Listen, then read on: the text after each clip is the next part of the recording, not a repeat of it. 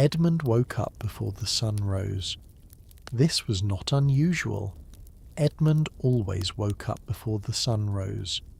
He had been waking up before the sun rose for 31 years, ever since his father, whose name was also Edmund, had told him that a good merchant wakes before the sun. His father had said this while standing in the doorway of their small house in the town of Ashford, which was a town of moderate size situated along a river that was also of moderate size, and the river was called the Len.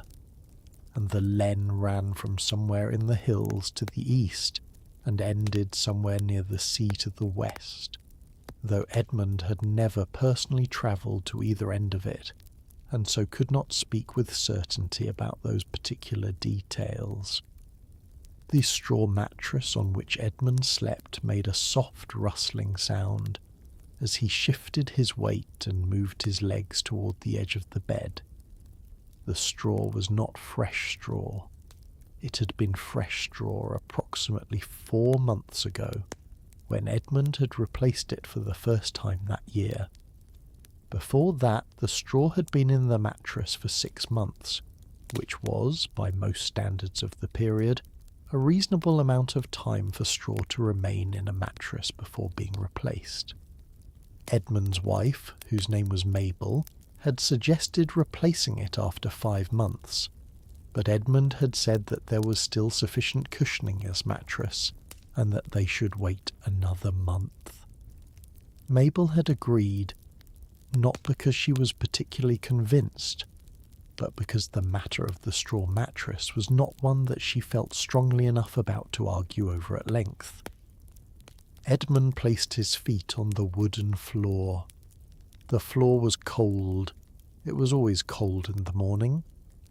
The boards were made of oak, and they had been laid down by a carpenter named Thomas some years before Edmund had purchased the house, and they were serviceable boards, neither remarkable nor deficient in any particular way. There were 14 boards in total across the width of the floor, and Edmund had counted them on several occasions, not because he needed to know how many boards there were, but because counting things was something that came naturally to a man who spent most of his professional life accounting for quantities of goods and their associated costs. He reached for his hose, which he had folded and placed on the small wooden stool beside the bed the night before. The hose were made of wool, as most hose were during this period, and they were a dark brownish colour that had once been a somewhat brighter brown, but had faded over many washings. Edmund pulled them on one leg at a time, starting with the left leg, as was his habit, and then he reached for his linen shirt, which was also on the stool, beneath the hose, because he had placed it there before the hose, as it would be worn beneath the hose, and so logically should be put on first, and therefore should be accessible first, which meant it made sense to have it at the bottom of the pile, where it could be retrieved last, since he would work from the top of the pile downward. This was the kind of reasoning that Edmund applied to most aspects of his daily preparation, and it served him adequately. The shirt was a plain linen shirt, with no particular embroidery or decoration. It had been made by Mabel 2 years ago, though she had not made it entirely herself. She had purchased the linen from a cloth merchant who came through Ashford twice a year, and the linen had come from somewhere farther to the south, though from precisely where was not clear. The cloth merchant had mentioned something about Flanders when Edmund had asked about the origin of the fabric, but Edmund was not entirely sure whether Flanders produced linen, or whether the cloth merchant had perhaps been confused, or perhaps referring to a different fabric entirely. Edmund put on his tunic over the shirt. The tunic was belted at the waist with a leather belt that had a plain iron buckle. The buckle had needed a small repair 2 years ago, when the pin that went through the holes in the belt had bent slightly out of shape, and Edmund had taken it to the blacksmith, whose name was Hugh, and Hugh had straightened the pin without charging Edmund anything extra, because it had taken only a moment, and he had been working on a larger piece of ironwork at the time, and the small correction had not required him to stop his primary work in any meaningful way. He then put on his shoes. The shoes were made of leather and had been made by the cobbler on the main street of Ashford, whose name was Robert, though most people called him Robin, except for a few older residents of the town who had known his father and continued to call him Robert out of habit, or perhaps out of a desire to distinguish him from his father, who had also been a cobbler and had also been named Robert, and who had died some years ago of a fever. The younger Robert's shoes were of good quality, neither the finest quality available nor the poorest, and Edmund had been purchasing shoes from him for many years and found them satisfactory.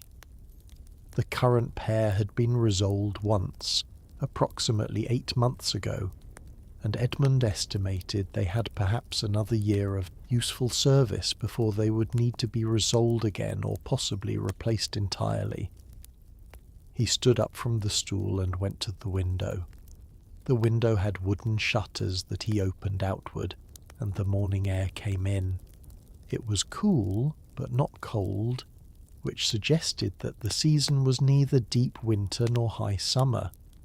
It was in fact early autumn, and the air had that particular quality of early autumn mornings where there is a slight dampness and a smell that is not quite the smell of summer anymore, but is also not yet the smell of winter.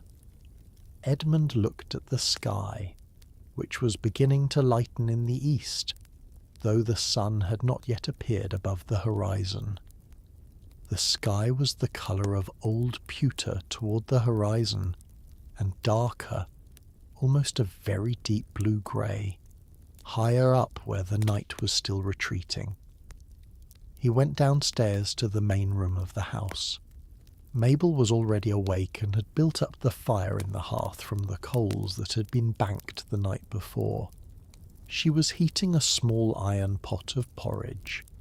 The porridge was made from oats, and it had a quantity of water in it, and a small amount of salt, and on days when they had it, a small amount of dried fruit or honey might be added, though on this particular morning there was no dried fruit, and the honey pot was nearly empty, and Edmund had decided they would save the last of it for another occasion. The porridge was therefore plain oat porridge with salt, which was a perfectly adequate breakfast, and was what Edmund ate most mornings when he was at home. He sat down on the bench at the table and waited for the porridge to be ready. The table was a sturdy table made of elm, and it had been in the house before Edmund purchased it, so he was not certain who had made it, or when. It had a few marks and scratches on the surface from many years of use, and one of the legs had been repaired at some point with a wooden dowel that could be seen if one looked at the underside of the table, but the repair had been done competently and the table was stable and did not wobble. Mabel served the porridge into 2 bowls and placed one in front of Edmund and kept one for herself. The bowls were earthenware, made in a reddish-brown clay, and they had been purchased at the market some years ago from a potter who travelled through the region selling his wares.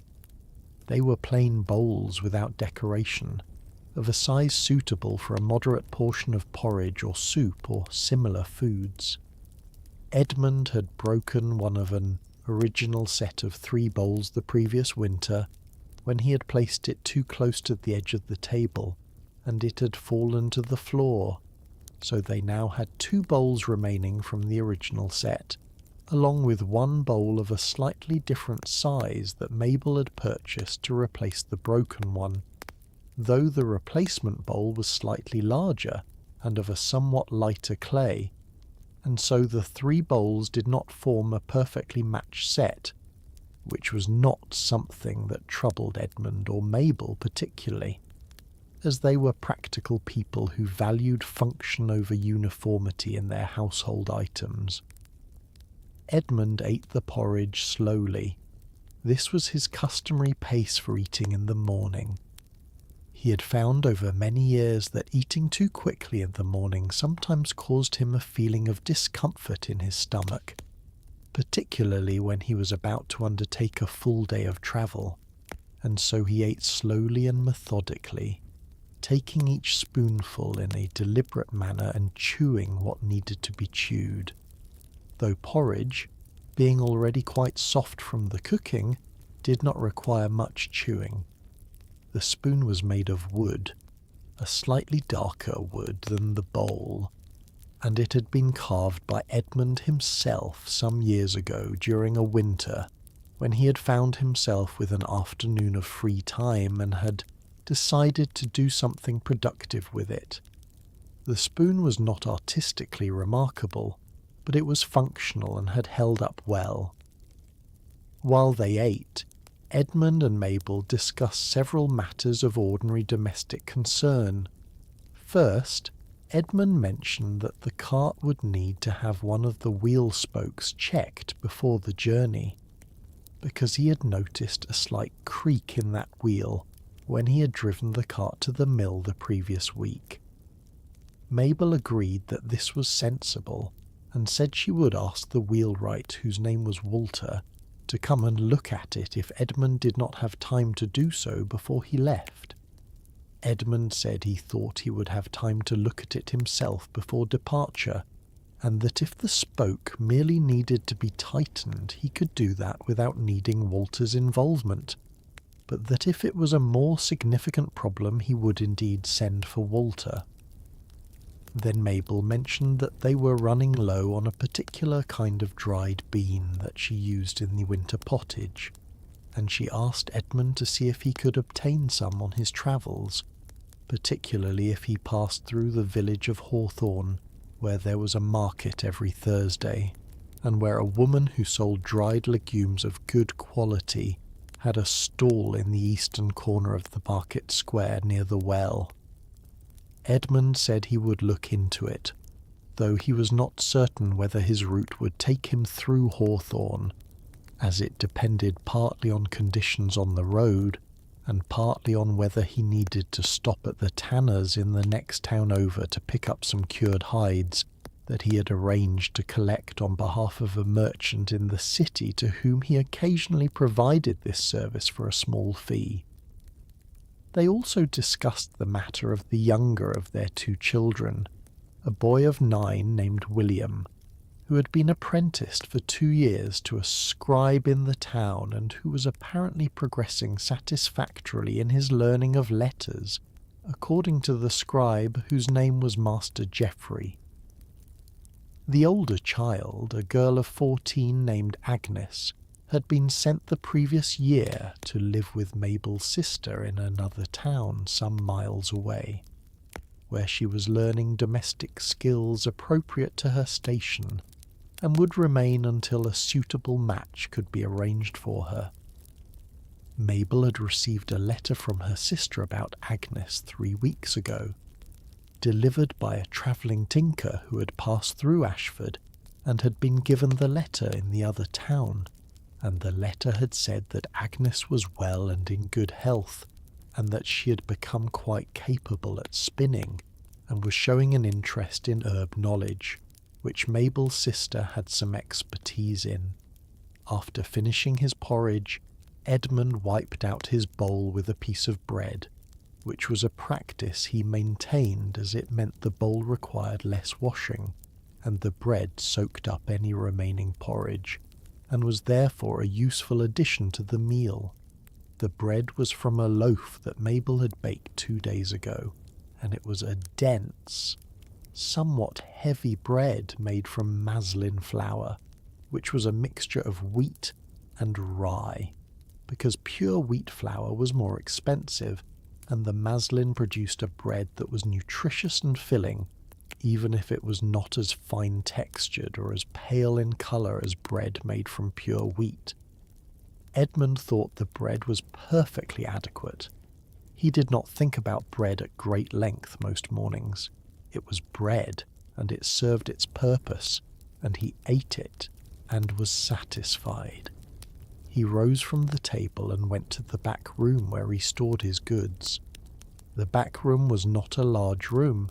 It was approximately 12 feet by 8 feet, with a low ceiling, and it was used for storing the goods that Edmund traded in, as well as various tools and equipment associated with his trade and his household.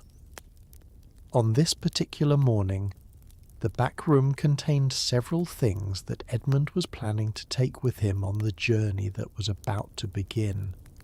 There were 6 bolts of wool cloth of varying weights and colours that he had purchased at the cloth fair in the city 2 weeks ago, and intended to sell to smaller merchants or directly to buyers in the villages and towns along his route. The cloth was wrapped in a coarse linen wrapping to protect it from moisture, and was tied with lengths of cord.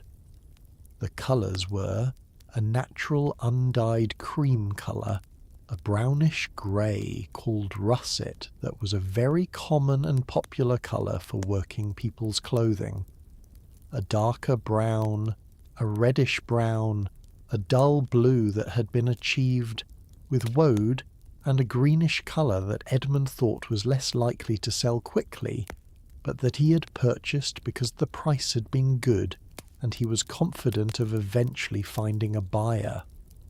There was also a sack of pepper, which was a valuable commodity and one that Edmund handled carefully. The pepper had been obtained through a merchant in the city, who had connections with merchants who dealt in spices brought from the east through various trading routes. The amount of pepper Edmund had was not a large amount by the standards of the great merchants who dealt in such things, but it was enough to generate a meaningful profit if sold at the right prices along his route, particularly if he could reach the household of a manor lord or a well-to-do churchman who might wish to purchase a quantity of it.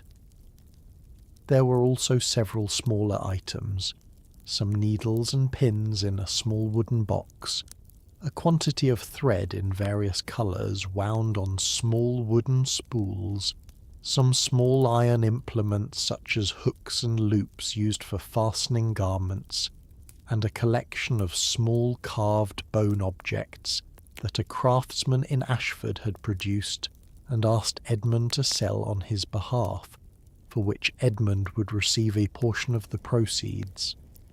The bone objects included buttons, small decorative pins, and 2 small combs of a type used for grooming hair. Edmund took stock of all of these goods and confirmed that everything was present and accounted for, which it was. He then began the process of loading them onto the cart. The cart was kept in the small yard behind the house. It was a 2-wheeled cart, not a 4-wheeled wagon, and it was pulled by a single horse. The cart was made of oak primarily, with iron fittings at the joints and on the axle. The floor of the cart was flat and had some low wooden sides to keep goods from sliding off. There was no cover over the cart, though Edmund had a large piece of wax canvas that he could use to cover the goods in the event of rain. The cart was not new. Edmund had purchased it from a previous owner some years ago, and it had been repaired and maintained over that time, and it was functional, if not elegant. The horse was a sturdy animal of medium size, brown in colour with a dark mane and tail, called Brownie, which was a name that Edmund acknowledged was not particularly imaginative, but which had attached itself to the horse early in their acquaintance, and which had never been replaced with anything more distinguished.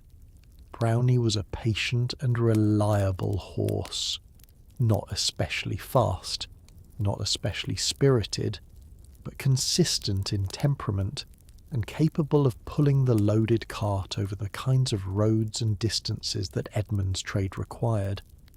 He had owned Brownie for 6 years, and he estimated the horse had at least another 4 or 5 years of good service remaining, provided that he continued to be properly fed and cared for, and did not sustain any injury to his legs, which was always the primary concern with working horses.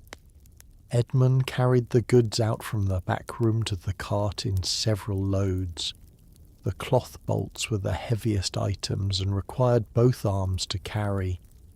He stacked them flat on the floor of the cart, with the heaviest ones at the bottom to keep the load stable.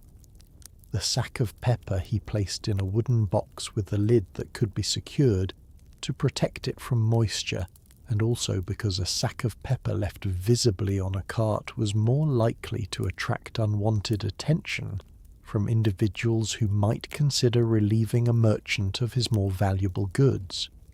The box was not locked with a lock, as it was not that kind of box, but it was secured with a wooden peg through a clasp in a manner that would not immediately reveal its contents to a casual observer. The smaller goods he placed in a leather satchel, which he kept beside him on the bench of the cart, so that they would be accessible without requiring him to get down and rummage through the cart's load. He then fetched Brownie from the small stable adjacent to the yard. The stable was not much of a stable. It was more of a lean-to structure attached to the yard wall, with a roof of thatch and space for one horse, which was all that was required. Brownie was standing in the manner of horses who are not asleep but are not particularly alert, which is a kind of general repose that horses maintain when nothing in particular is demanding their attention. Edmund placed the collar over Brownie's head and buckled the various straps of the harness, of which there were several, each with a specific purpose related to the distribution of pulling force and the attachment to the cart. Edmund had learned to harness a horse at an early age, and did so now without needing to think about each step, his hands going through the familiar motions in the familiar order. He backed Brownie into position at the front of the cart and attached the shafts to the harness. He then checked each wheel of the cart, including the one with the suspected creaking spoke, which he found upon closer examination required only a slight tightening of a fitting, which he accomplished with a tool he kept in a small bag under the cart seat. The spoke itself appeared sound, not split or cracked, just somewhat loose in its fitting, and once the fitting was tightened, Edmund was satisfied that the wheel would not give further trouble, at least not on this journey. By the time he had finished all of these preparations, the sun had risen above the horizon and was casting long morning shadows across the yard. The sky was mostly clear, with some thin clouds to the south that did not look threatening. The weather appeared to be favourable for travel, which was important, as a heavy rain could make the roads considerably more difficult, and could also damage goods that were not properly protected. Mabel came out to the yard to see him off. She gave him a wrapped package of food for the road, which contained a portion of bread, a piece of hard cheese, some dried apple slices, and a small cured sausage of the kind that kept well for several days without spoiling. Edmund accepted this with thanks and placed it in the satchel beside him. They discussed briefly whether he had forgotten anything, and agreed that he had not, and Mabel mentioned again about the dried beans in hawthorn, and Edmund said he would try, and then he clicked his tongue at Brownie and shook the reins lightly, and Brownie began to walk forward, and the cart rolled out through the gate of the yard and into the back lane, and then to the main street of Ashford. The main street of Ashford was not a wide street by the standards of large cities, but it was adequate for a market town of Ashford's size. It was unpaved, as most roads were, though the main street had been improved in places with gravel and broken stone to reduce the worst of the mud in wet weather. At this early hour the street was quiet, though not completely empty. A baker had already opened his shutters, and the smell of fresh bread came from his shop. A woman was drawing water from the well in the market square.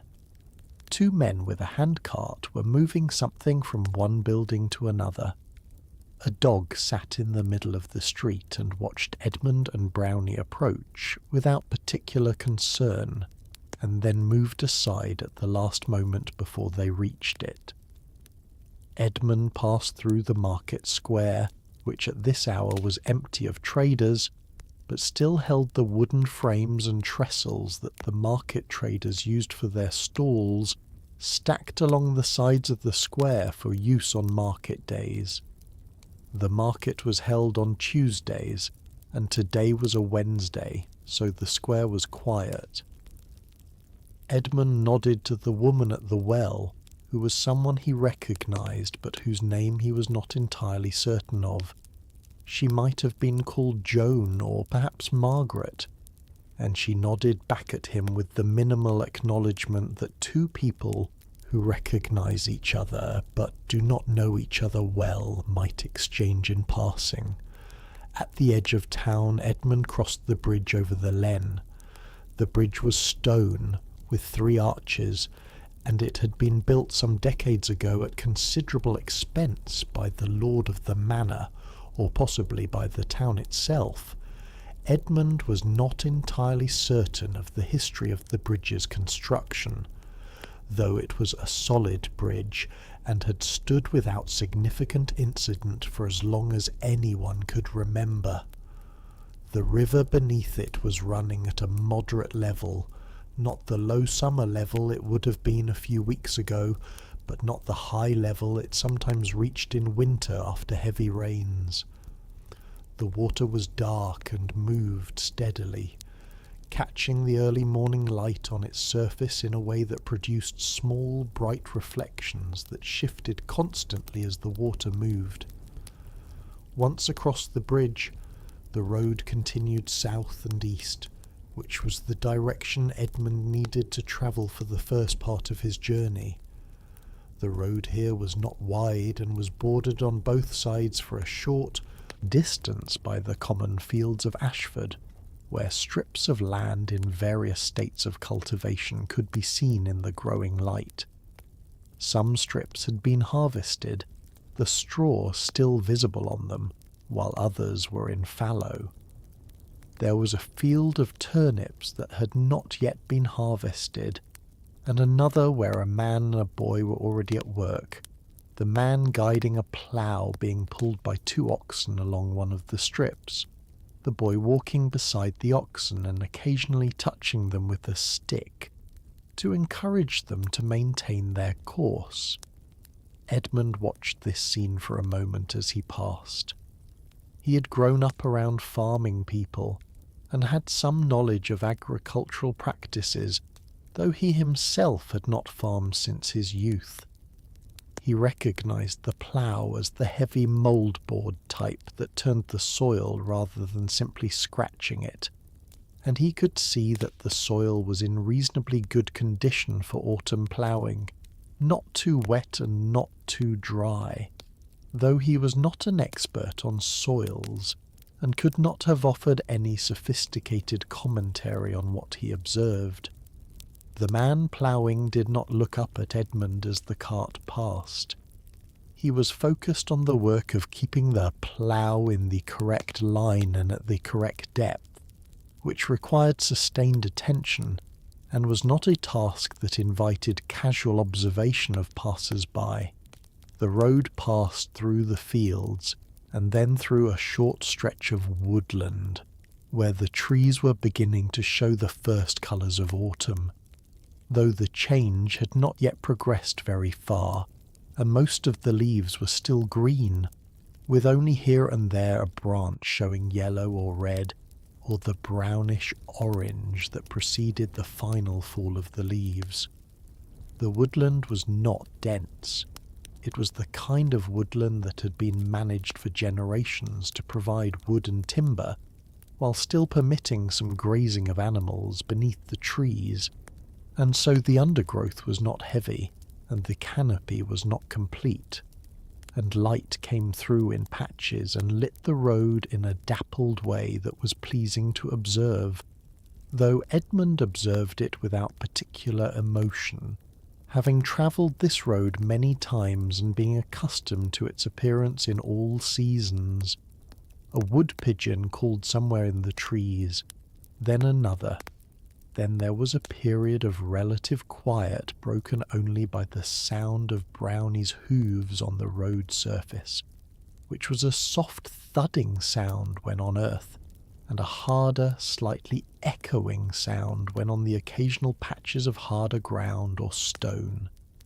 The cartwheels made a continuous low rolling sound, and the harness made small jingling and creaking sounds as Brownie walked, and these sounds together formed a kind of background that Edmund was so accustomed to that he rarely noticed it consciously, but which would have seemed notable by its absence if it had suddenly stopped. After approximately an hour of travel, the road emerged from the woodland and crossed into open ground again. Here the landscape was one of rolling fields and hedgerows, with occasional farmsteads visible at distances varying from a few hundred yards to perhaps half a mile. The hedgerows were thick and well established, the product of many generations of cultivation, and they were home to various birds and small animals whose presence was indicated by occasional rustlings or the quick movement of a small brown shape, darting from one side of the road to another. Edmund paid little attention to these details of the landscape, though he was not entirely unaware of them. A man who travelled frequently through a landscape develops a kind of background awareness of it that does not rise to the level of conscious observation unless something unusual disturbs the expected pattern. The first village he needed to pass through was called Greenton. It was about 4 miles from Ashford, and he reached it after roughly 2 hours of travel, having stopped once briefly near a small stream where he allowed Brownie to drink, and where he himself drank from a leather flask that he carried. The water in the flask was plain water from the well at home, and it was quite ordinary water, not particularly cold or particularly mineral in taste, just water, which he drank because 2 hours of early morning travel had made him somewhat thirsty. Greenton was a smaller settlement than Ashford, with perhaps 30 or 40 households, and a small stone church that was the largest building in the village. The church had a square tower from the top of which a weather vane in the shape of a rooster indicated the direction of the wind, which was at this time coming from the west-northwest, a direction that in Edmund's experience tended to bring mild weather rather than rain, at least at this time of year. Edmund did not stop at Greenton on this occasion. He had no business there today, though he sometimes stopped there to call on a woman who ran a small alehouse, and who occasionally purchased small quantities of spice from him. On this visit, however, he had already allocated the pepper for buyers further along his route and did not have any spice to sell, and the cloth he was carrying was of types that the alehouse keeper was unlikely to be interested in purchasing. He therefore passed through the village at Brownie's usual steady walking pace, nodding to 2 men who were repairing a fence at the edge of the village, and who nodded back at him with the polite indifference of people who see a travelling merchant pass through their village regularly enough that it is not an event of any interest. Beyond Greenton, the road became somewhat worse. This was not unexpected. Edmund knew this road well, and was aware that the section between Greenton and the next significant stopping point was less travelled, and therefore received less attention and maintenance than the road closer to Ashford. The surface here was rutted from cartwheels, and the ruts had filled with water from recent rains and then partially dried, leaving the road with a corrugated surface that transmitted a continuous vibration through the dust. This vibration was not pleasant, but it was not severe enough to damage the goods, or to cause any mechanical difficulty with the cart, and Edmund endured it with the patience of someone who has endured it many times before, and knows that it will end when the road improves, which it would, several miles further on. He passed a man walking in the same direction he was travelling. The man was carrying a bundle on his back and walking at a brisk pace for a person on foot. Edmund slowed Brownie slightly as he drew alongside. "Good day," Edmund said. "Good day," the man replied, not looking up, his eyes fixed on the road ahead in the manner of someone who is walking with a purpose and does not wish to be significantly delayed. "Are you from Milford?" Edmund asked, naming the next town on his route. "Beyond that," the man said. "Barton." "Long walk," Edmund observed. "It is," the man agreed, still not slowing his pace. Edmund nodded and allowed Brownie to return to his normal pace, which was somewhat faster than the man's walking speed, and the cart gradually moved ahead, and the man fell behind, and eventually Edmund could no longer hear the sound of the man's footsteps on the road, and then he was simply gone from Edmund's awareness, and Edmund's thoughts moved on to other considerations. He was thinking, not for the first time, about the matter of the pepper. He had purchased the pepper for a price that he believed to be fair from the merchant in the city, whose name was Master Cornelius, and he had mentally calculated the prices at which he would need to sell it in order to make a profit that justified the risk and effort of carrying it. Pepper was a commodity with a reliable demand among households of sufficient means, because it enhanced the flavour of food significantly, and because it had some reputation, whether fully merited or not, for various medicinal and preservative properties. The risk associated with carrying pepper was primarily the risk of it being stolen, as it was known to be valuable, and the risk of it becoming damp or otherwise spoiled, though the box in which Edmund kept it was reasonably protection against the latter, and the relative inconspicuousness of a trading cart on familiar roads was reasonable protection against the former. His calculations, which he did not write down but maintained in his head, a skill that merchants developed through practice, suggested that if he sold the pepper at the prices he had in mind, and if he sold the cloth at the prices he had noted from recent market conditions, and if the sales of the smaller goods proceeded normally, then the journey would be profitable by an amount that would justify the 5 or 6 days he expected it to take. There was always uncertainty in these calculations because prices were not fixed and varied depending on what other traders were offering and on what buyers happened to need or want at a particular moment, and on various other factors that could not always be predicted in advance. Edmund was accustomed to this uncertainty and did not find it distressing. It was simply the nature of trade. The road eventually improved as he had known it would, the surface becoming smoother as he entered a stretch where the local landowner had apparently recently had some work done on maintaining the road surface, perhaps in anticipation of the harvest traffic that this time of year generated. Edmund was grateful for this improvement, though he did not express his gratitude in any particular way, as there was no one present to express it to. Around midday, he stopped at a point where the road passed near a small stand of trees beside a stream. This was a stopping point he had used before on this road. He had Brownie pull the cart off the road and into the shade of the trees, where he unhitched the horse from the shafts and allowed him to graze on the grass near the stream while Edmund sat on the bank and ate the food that Mabel had packed. The bread was dense and filling, and the cheese was hard and sharp, and the dried apple was sweet and slightly chewy, and the sausage had a smoky, fatty flavour that went well with the bread.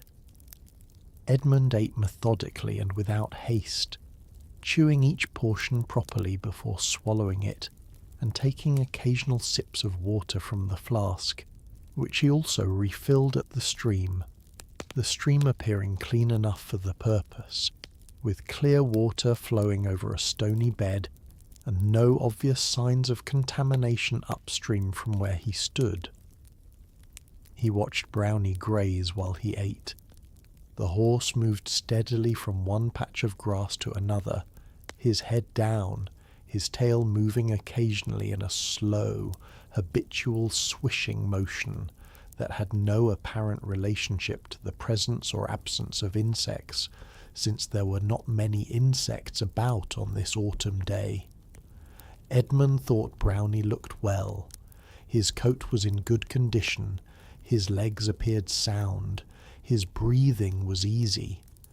This was reassuring in the way that the satisfactory state of a reliable piece of equipment is reassuring to someone who depends on it. After eating, Edmund rested for a short time, sitting with his back against one of the trees and looking at the stream and the sky above it. He was not asleep. He was in that state of relaxed wakefulness that comes from mild physical exertion and a filling meal and the absence of any immediate demands on his attention. Some birds were visible on the far bank of the stream, small brown birds of a type he could not precisely identify, moving among some reeds at the water's edge in a busy, purposeful way.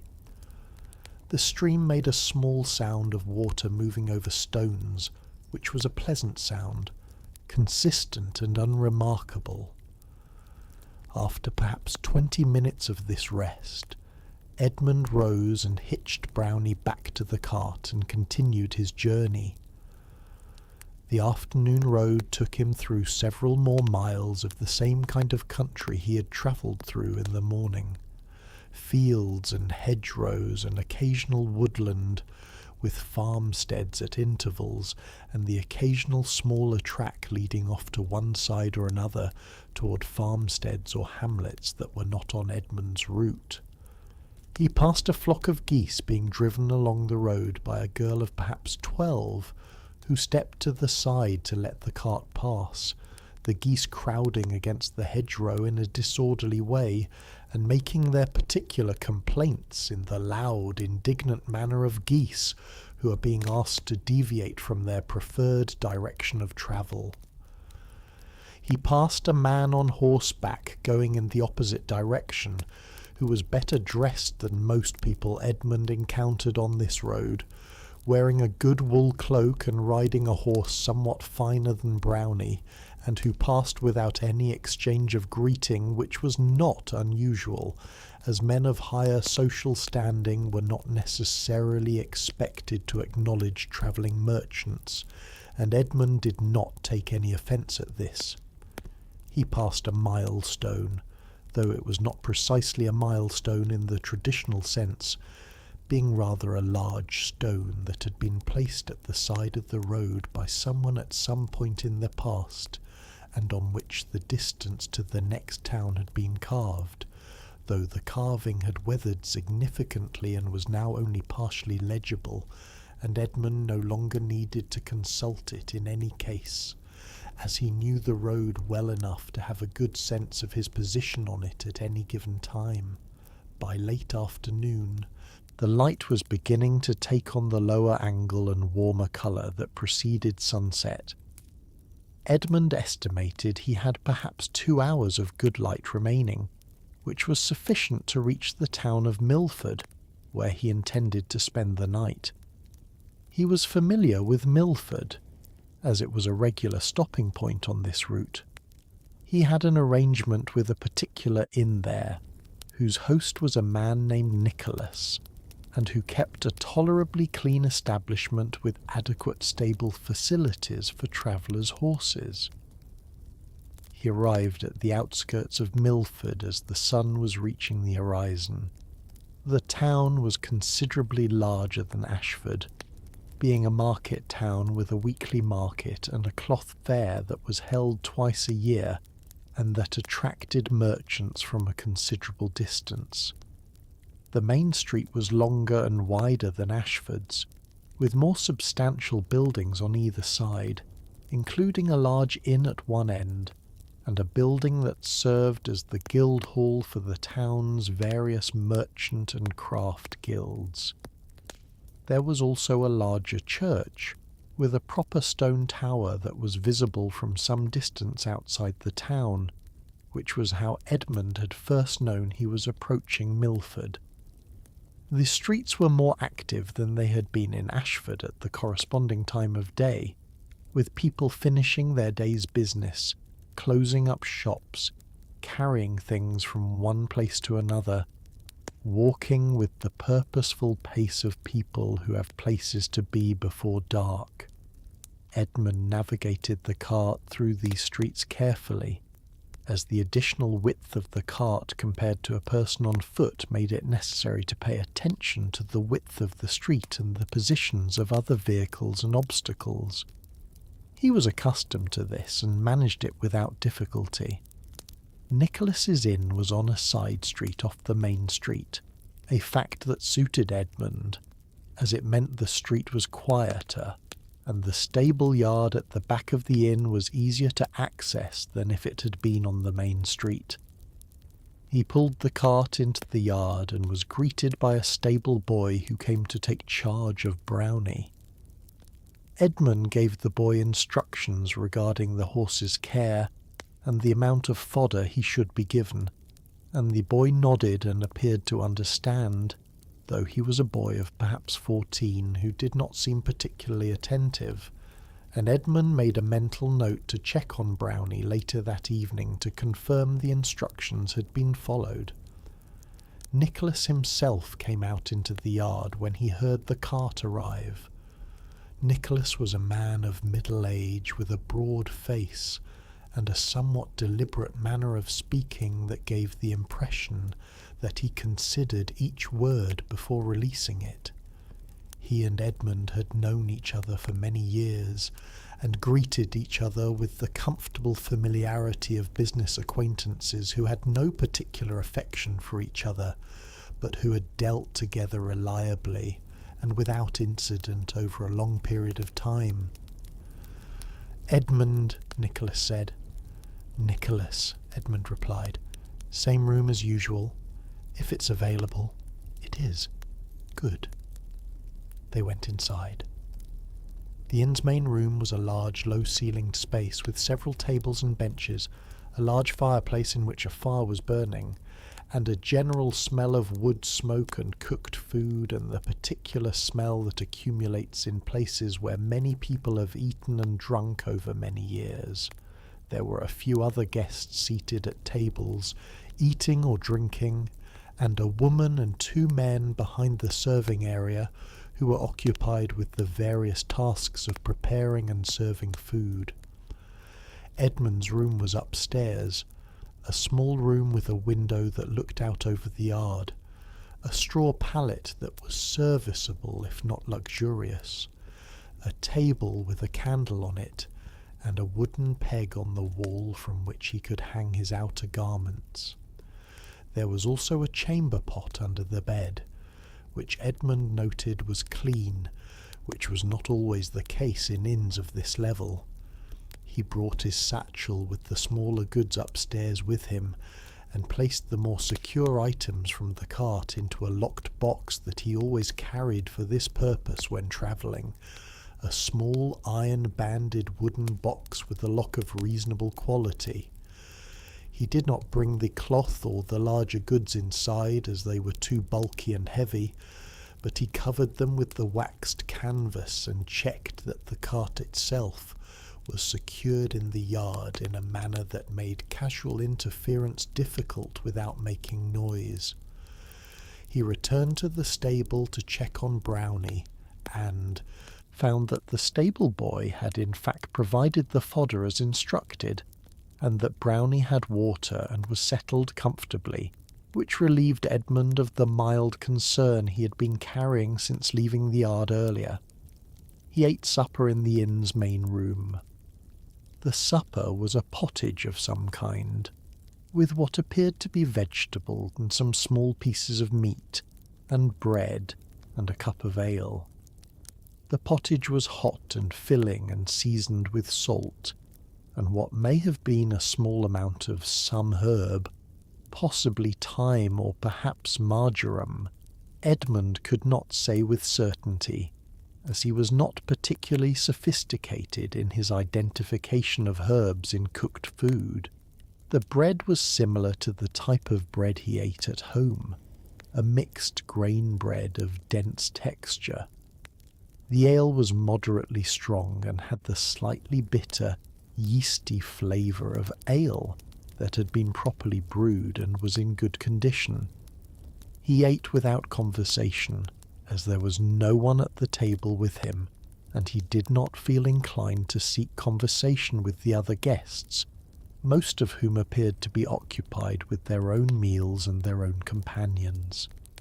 After eating, he sat for a short time with his cup of ale and thought, in a general and unfocused way, about the next day's travel and the calls he planned to make on various customers and potential buyers along his route. He went to bed before the bell for compline, which was the last of the canonical hours and signalled the end of the working day for most people. The room was quiet except for occasional sounds from the main room below, which diminished as the evening progressed and the other guests retired. Edmund lay on the straw pallet and arranged the single wool blanket over himself and stared at the ceiling for a short time, which was his habit before sleep, not because there was anything interesting on the ceiling. There was not. It was a plain plaster ceiling with some minor cracks, and one dark stain that might have been from a leak at some point, but because it was simply what his eyes did when he was lying on his back waiting for sleep to come. Sleep came without difficulty. It usually did after a full day of travel.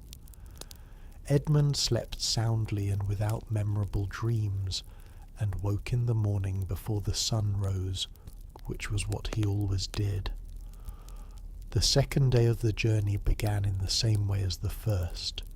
Edmund dressed in the same order: hose, then shirt, then tunic, then belt, then shoes. He went downstairs to the inn's main room, where a girl who worked in the kitchen brought him some porridge and bread and a cup of weak ale, which was what was typically served for breakfast at this inn. The porridge was plainer than Mabel's, being made simply with water and oats and a minimal quantity of salt, but it was hot and filling, and Edmund ate it without complaint. He paid his bill to Nicholas, who was already up and attending to the business of the inn. The bill was for the room, the supper, and the breakfast, and also for the stabbing of Brownie and his fodder. The total was a reasonable sum, consistent with what Edmund had paid on previous visits, and he paid it in coin from a small purse he kept for day-to-day expenses, and which he replenished from a larger, more carefully concealed purse when necessary. He loaded the cart again, checked the wheel, checked Brownie's harness, and departed from Milford by the eastern gate, as the morning light was establishing itself over the town. the road east from Milford was better maintained than the road he had travelled the previous day, being a more heavily used route, and the cart moved more smoothly and quickly, which meant that Edmund could cover more ground before the first stop he intended to make. His first planned call of the day was at the estate of a minor landowning family whose head, a man named Sir William of Hartley, though the Sir was a courtesy title rather than a formal knighthood, reflecting his family's modest position in the social hierarchy, had on several previous occasions purchased cloth from Edmund for use by his household. Edmund had sent a message ahead with a travelling tinker 2 weeks ago, indicating that he would be passing through, and that he had some cloth that might be of interest, and he had received a verbal reply through the same tinker that Sir William would see him. The Hartley estate was about 6 miles from Milford, along a lesser road that branched off the main road and wound through several fields and a small wood before arriving at the gate of the estate. The estate itself was not large by the standards of the greater nobility. It was a modest manor with a hall that was comfortable rather than grand, surrounded by the farm buildings and cottages of the people who worked the land. The gate was a simple wooden gate in a low stone wall, tended at this time of morning by an older man whose function appeared to be primarily ornamental, as the gate was not locked, and the man did not ask Edmund any challenging questions, but simply opened it when Edmund announced his purpose. Edmund was directed to wait in the yard while a servant went to inform Sir William of his arrival. The wait was not long. Sir William was apparently a man who was already about his business at this hour. He came out of the hall himself rather than sending a steward, which Edmund took as an indication of the informality that characterized his dealings with merchants. Sir William, being a man of practical bent who attended to household business himself rather than delegating it entirely to others.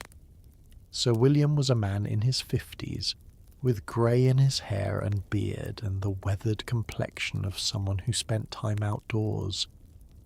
He looked at Edmund with the direct, slightly appraising look of a man who was accustomed to making quick judgments about people and their goods. "Edmund," he said, "let us see this cloth." Edmund showed the cloth. He unrolled each bolt enough to display the colour and quality of the weave, describing each one briefly: the weight, the origin as best he knew it, the appropriateness for different uses such as clothing for household servants, or for the family's own use, or for various other purposes.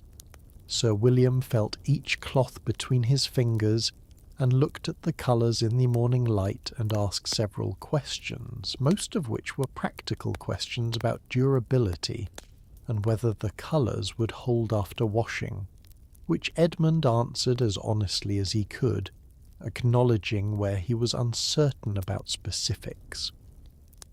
After examining all 6 bolts, Sir William decided to purchase 2, the russet and the darker brown, which he said would serve well for making working garments for several of his household servants who needed new clothing before winter. He negotiated the price without particular enthusiasm or particularly aggressive tactics, and they arrived at a price that Edmund was satisfied with. Not the highest price he had hoped for, but within the range he had expected, and representing a fair profit over his cost. The transaction was completed by Sir William calling for his steward, a thin, precise man who examined the cloth again with narrow eyes, before confirming the purchase, and then producing the payment from a small chest, counting out the coins one by one onto a wooden table in the hall, and waiting while Edmund counted them again, which was a standard practice that neither party found offensive, as it was simply good business practice to confirm that payment was complete and accurate. Edmund departed from Hartley with the 2 bolts of cloth sold and a portion of the day's first profit secured. He was pleased with the transaction, not in an excited way, but in the quiet way of a man who finds that his plans are proceeding approximately as anticipated. The next call on his route was in the town of Somerton, which was furthest to the east, and which he expected to reach by midday. Somerton was a market town of similar size to Milford, and Edmund had several customers there. A cloth merchant who sometimes purchased goods from him to sell in his own shop, a woman who ran an apothecary who had expressed interest in pepper on a previous visit, and a tanner whose account he needed to settle from a previous transaction. The road from Hartley to Somerton was straightforward and without incident. Edmund travelled through rolling farmland, passing a group of women bringing in the last of a root vegetable crop from a field, and then through a short section of road that passed alongside a mill pond where a watermill was visible, its wheel turning steadily with the sound of water and the grinding noise of the millstones that could be heard even from the road. A man was standing beside the mill with several sacks arranged at his feet, waiting for his grain to be ground. The universal posture of a man who is waiting for something and has arranged himself to wait patiently and with minimal expenditure of energy. Edmund arrived in Somerton at approximately midday and made his way to the market square, which was the centre of the town's commercial life. The Tuesday market was in progress, with stalls and carts arranged around the square in the established patterns of a regular market. Edmund did not have a stall himself on this visit, as he was not carrying the kinds of goods that were best sold at market stalls, and his trade was primarily conducted through personal calls on specific buyers rather than through open market selling. He did, however, pause at several stalls to observe the prices being asked for cloth and for various other goods, as this kind of market observation was valuable in keeping his mental model of current prices accurate. He called on the cloth merchant first. The cloth merchant's name was Henry, and he had a shop on the main street adjacent to the market square.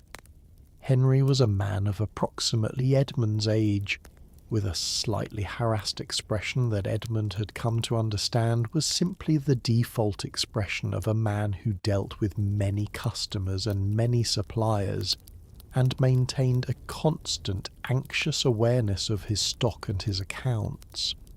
Henry and Edmund had dealt with each other for many years, and their relationship was cordial and mutually useful without being particularly warm. Henry examined the remaining 4 bolts of cloth with the trained eye of a man who spent most of his working life assessing cloth. He asked about the same things that Sir William had asked about, but in more technical language, referring to the counts of threads per inch and the specific types of dyes used, and the regions of origin with a precision that reflected his deeper expertise in cloth as a specialist rather than as an occasional buyer. Edmund answered as accurately as he could, and acknowledged when he did not know precise details, which Henry seemed to appreciate, as it was the answer of an honest trader rather than a salesman who overclaimed knowledge. Henry purchased the woad-dyed blue cloth and the greenish cloth, the 2 that Edmund had expected might be harder to sell, which was satisfying. He did not purchase the cream or the reddish-brown, saying he had already purchased cloth of similar types from another merchant the previous week, and was currently well stocked with those colours. The price Henry paid was somewhat below what Edmund had received from Sir William per bolt, which was expected, as Henry was a merchant buying for resale and needed to make his own profit, and so he naturally paid less than an end customer would pay. With 2 more bolts sold, Edmund went to call on the apothecary woman, whose name was Marjorie. Marjorie was a widow who had continued her late husband's apothecary business with considerable competence and whose knowledge of medicines and compounds was substantial. She was interested in the pepper not primarily for culinary use, but for certain medicinal preparations that she made and sold, and she had asked on Edmund's previous visit whether he might be able to obtain some. Edmund opened the box and showed her the pepper. She examined it carefully, smelling it, and pinching a small amount between her fingers to examine its colour and texture, and confirmed that it was of good quality. They discussed the price at some length, as Marjorie was an experienced negotiator and knew approximately what pepper should cost. Edmund had a firm sense of the minimum price he needed to sell it at to make the journey worthwhile, and he maintained that position calmly through Marjorie's various counter-proposals, not with aggression, but with the simple statement that the price he was offering was the price at which he needed to sell it, and that he was confident of finding buyers at that price if she did not wish to purchase at those terms. In the end they agreed on a price that was close to Edmund's asking price, as Marjorie had apparently done her own calculations and arrived at the conclusion that Edmund's price was reasonable. She took a quantity of the pepper that left Edmund with approximately half of his original supply remaining, which he would sell elsewhere on the route. The tanner's name was Gilbert, and he owed Edmund a small sum from a transaction 3 months ago.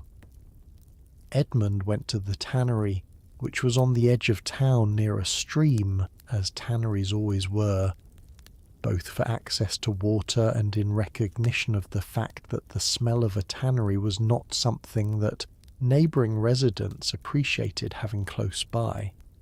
The smell was indeed considerable, the complex and powerful odour of tanned hides and the various substances used in the tanning process, and Edmund breathed through his mouth rather than his nose as he approached, which was a technique he had developed after his first visit to Gilbert's establishment.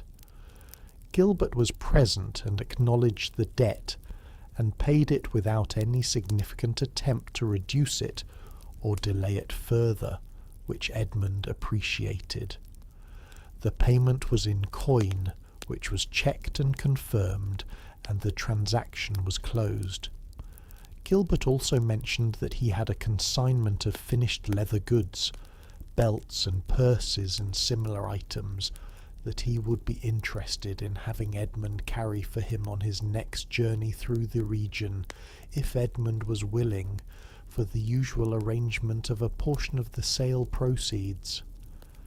Edmund said he would consider it and would send word before his next journey, which was a sufficiently non-committal response that satisfied Gilbert without committing Edmund to anything before he had had time to think about whether the proposition was worth the additional complexity. Edmund ate his midday meal in Somerton at a cook shop where a woman sold simple food to people who did not have the time or the means to eat at a proper inn. He had a bowl of bean pottage and some bread, and he ate it standing at a small counter near the street rather than at a table, as the cook shop was busy and there were no tables available. The pottage was hot and adequate, and the bread was fresh, and the whole meal cost a small amount and took approximately 10 minutes, which was efficient from the perspective of a man who had more ground to cover that afternoon. The afternoon was devoted to travel, with no planned commercial calls, as the next town with customers Edmund needed to see was too far to reach that day. He was heading toward the village of Elmhurst, where he planned to spend the night at the house of a man named Thomas, who was a smallholder and occasional trader himself, and who provided lodging to travelling merchants as a sideline to his main agricultural activities. The lodging at Thomas's was less comfortable than at Nicholas's inn, but it was considerably cheaper, and Thomas's wife provided an adequate supper, and the stable was sound, and Thomas could be trusted to treat Brownie properly. The afternoon road was longer than the morning had been, and passed through country that was somewhat less familiar to Edmund, though he had travelled it several times before. The landscape here was slightly different, the hills more pronounced and the fields interspersed with more extensive woodland, and there were stretches where the road passed through trees for extended periods, the canopy overhead filtering the afternoon light in a way that made the road feel enclosed and private. He passed a group of monks travelling on foot, 3 of them in grey habits, moving in single file along the edge of the road and praying, or appearing to pray, each with his lips moving slightly and his eyes downcast.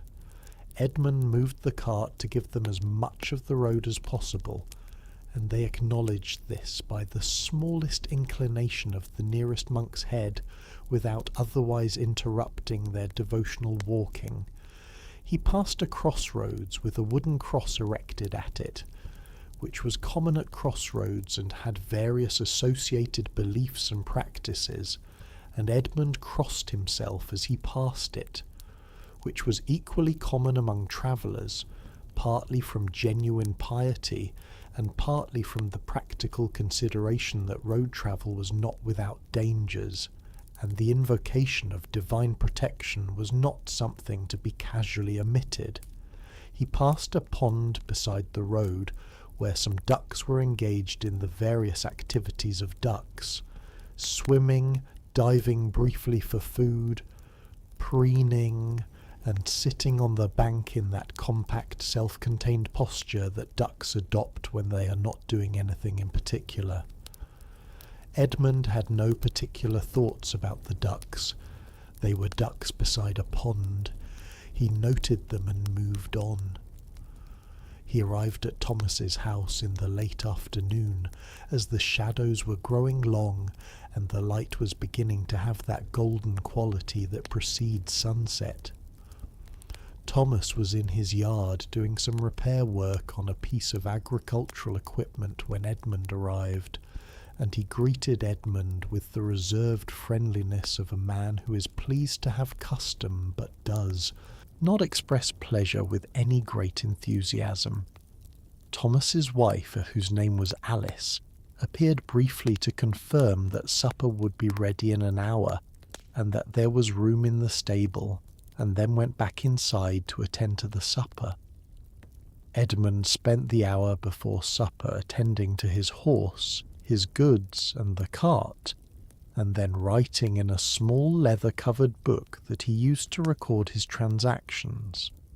He wrote in a simple cipher that was not designed to conceal the information from sophisticated observers, but which made it less immediately legible to the casually curious, and he recorded the sales he had made that day, the amounts received, and the expenses he had incurred.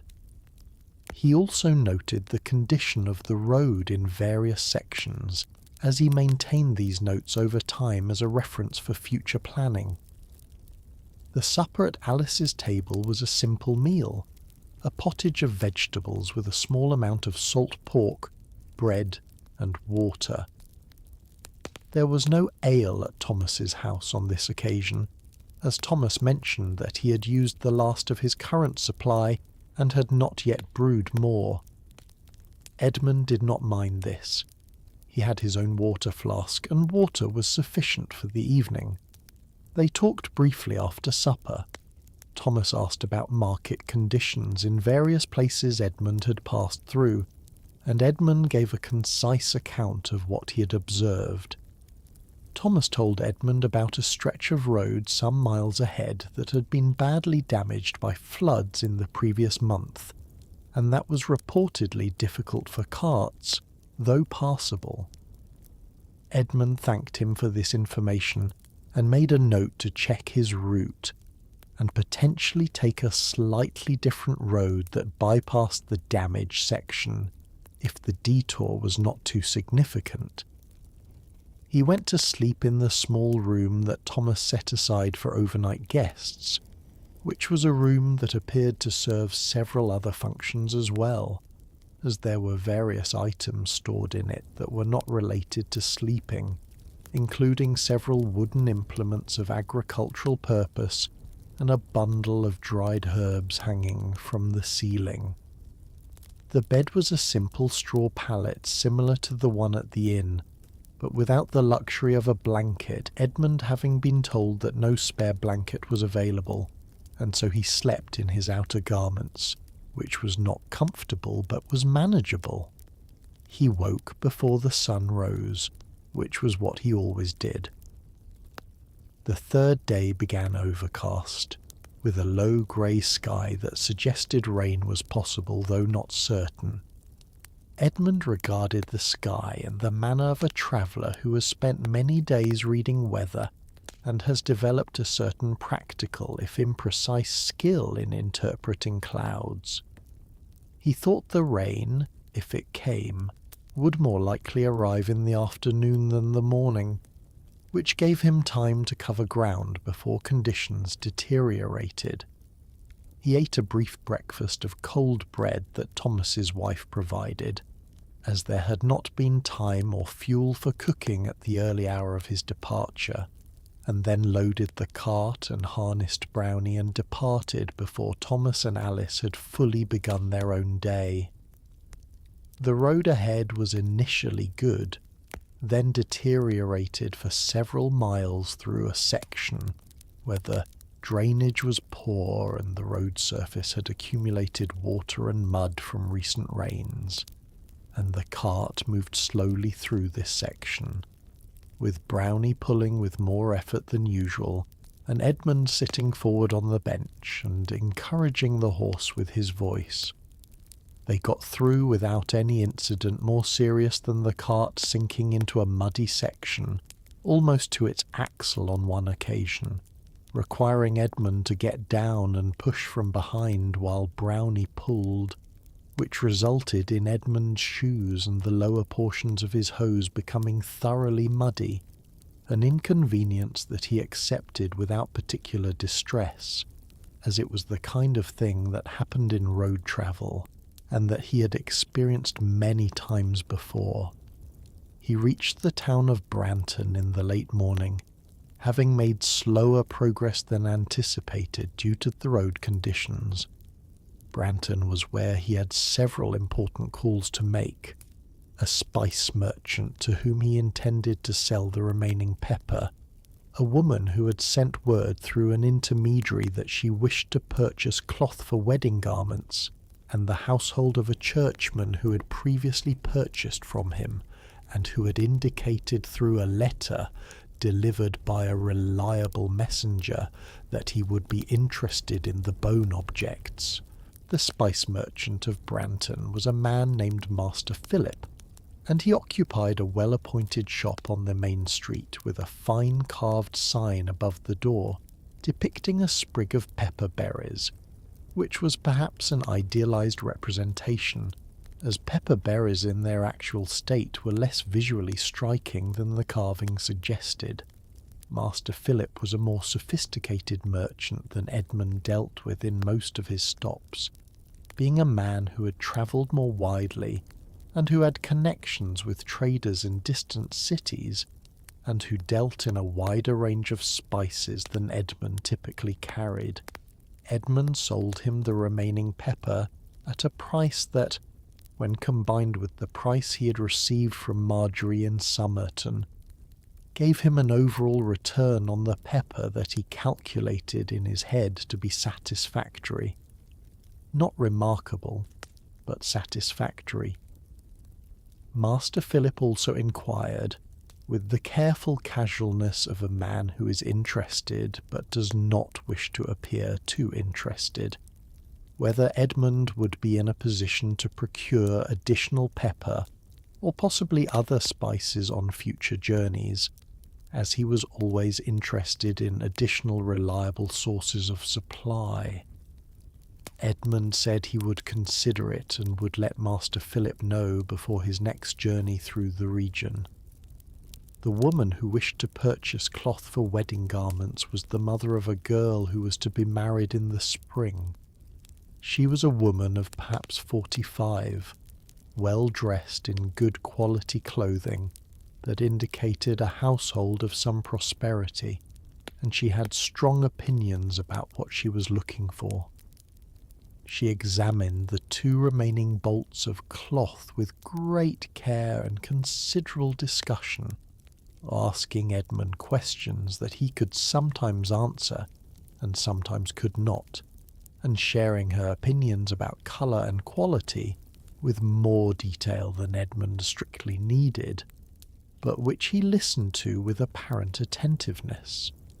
She ultimately purchased both remaining bolts, the cream-coloured cloth for the wedding dress itself, and the reddish-brown for other garments associated with the wedding preparations, the specific purpose of which Edmund did not fully follow, but which she explained at length with reference to customs and expectations that Edmund was only partially familiar with.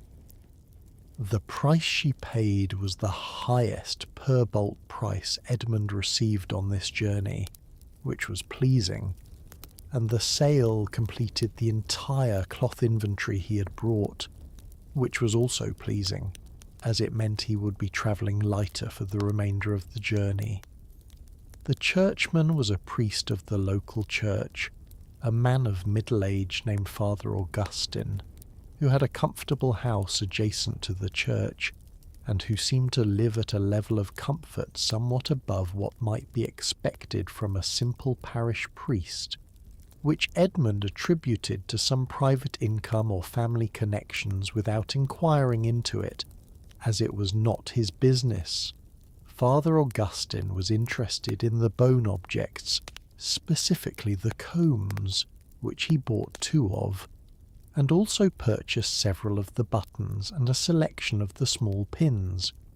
He paid promptly and in full, and offered Edmund a cup of wine, which Edmund accepted, and they sat for a brief time in Father Augustine's comfortable parlour, while Edmund drank the wine, and Father Augustine talked about several subjects of no particular interest to Edmund, including the state of the church roof, which needed repair, and the weather, which was predicted by various signs and omens that Father Augustine appeared to give more credence to than Edmund privately did.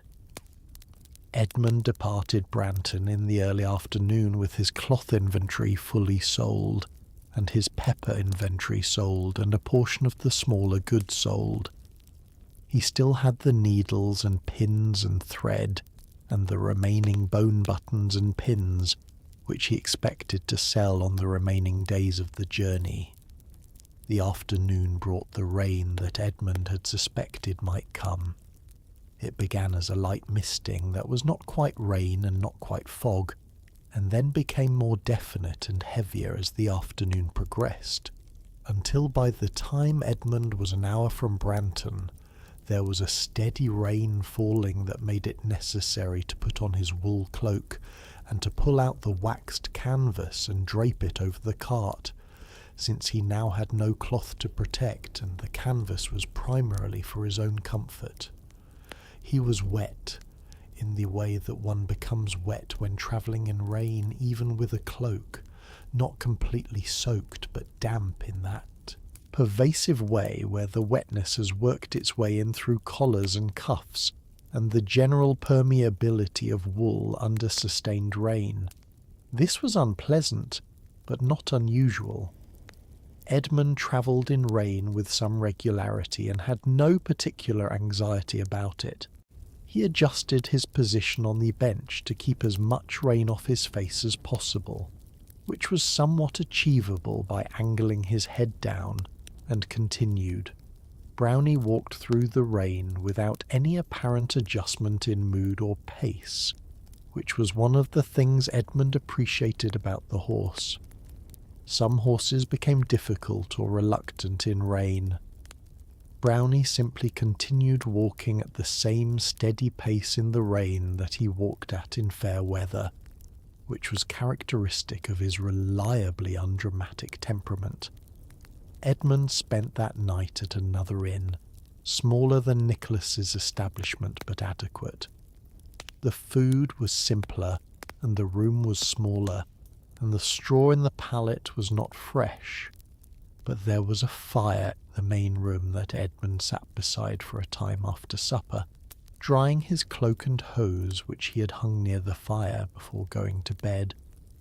He slept adequately, though he woke at one point in the night when someone in an adjacent room made sounds that suggested they were unwell, and then went back to sleep when the sound stopped. The fourth day was dry. The rain had passed overnight and the morning was clear, with a freshness in the air that followed rain and the smell of damp earth and vegetation. Edmund felt the benefit of a dry morning after the wet afternoon of the previous day, and his mood was perhaps slightly better than average, which manifested not in any outward signs of good humour, but in a slightly more willing attention to the details of the landscape as he travelled. He made calls in 2 further towns and 1 village, selling needles and thread and the remaining bone objects to various buyers, and collecting a small debt from a man who had purchased goods from Edmund the previous year and who had not yet paid the full amount. The collection of the debt was accomplished without significant difficulty, the man appearing to have the money available and to have been intending to pay it, and simply not having had the opportunity, as he explained, to get the payment to Edmund sooner. The 4th night was spent at the house of a man who was the brother of a merchant Edmund had dealings within the city, and who had agreed to provide lodging as a favour to his brother without charge. The house was comfortable and the supper was good, a proper roasted bird with root vegetables, and Edmund slept in a real bed with a proper mattress, which after 4 nights of straw was a notable comfort. The 5th day was the return journey. Edmund travelled back toward Ashford by a slightly different route than he had taken outward, partly to avoid the damaged road section that Thomas had warned him about, and partly because the return route took him past several places where he had additional business. He sold the last of the needles and thread at a draper's shop in a small town whose name was Wickham. The draper was a woman who ran the business jointly with her husband, though the husband appeared to deal primarily with the financial aspects while the woman handled the stock and the customers, and she was quick and decisive in her purchasing decisions in a way that Edmund found efficient and appreciated. He received a message at Wickham, delivered by a man who had been asked to wait for him there by a merchant who had heard Edmund was travelling this route, requesting that Edmund, if he was travelling through a particular town on his return, might pick up a small consignment of wax and carry it to a buyer in Ashford. The fee offered for this service was reasonable, and the wax was not a bulky or fragile item, and Edmund agreed to the arrangement, picking up the wax as requested and adding it to the now substantially emptier cart. He spent the 5th night at Milford again, at Nicholas's inn. Nicholas greeted him with the same economy of words as on the outward journey. The room was the same room. The supper was similar to the previous supper. Edmund recorded his final transactions and calculations in his small book, and sat for a time by the fire in the main room, not thinking about anything in particular, or rather thinking in the unfocused way that a tired person thinks at the end of a long day, where thoughts arise and drift away without developing into anything sustained. On the 6th day, he travelled the familiar road home. He passed back through Greenton, where the fence that the men had been repairing on his outward journey was now complete. He crossed the stone bridge over the Len, where the river was at approximately the same level as before. He passed through the common fields of Ashford, where the man and the oxen were no longer ploughing, as the strip had apparently been completed.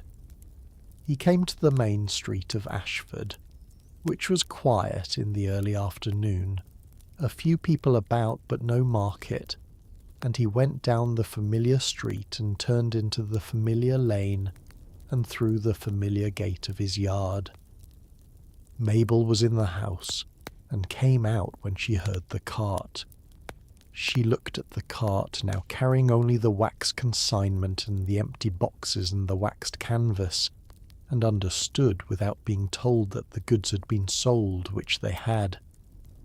"How did it go?" she asked. "Well enough," Edmund said. He unharnessed Brownie and settled the horse in the stable.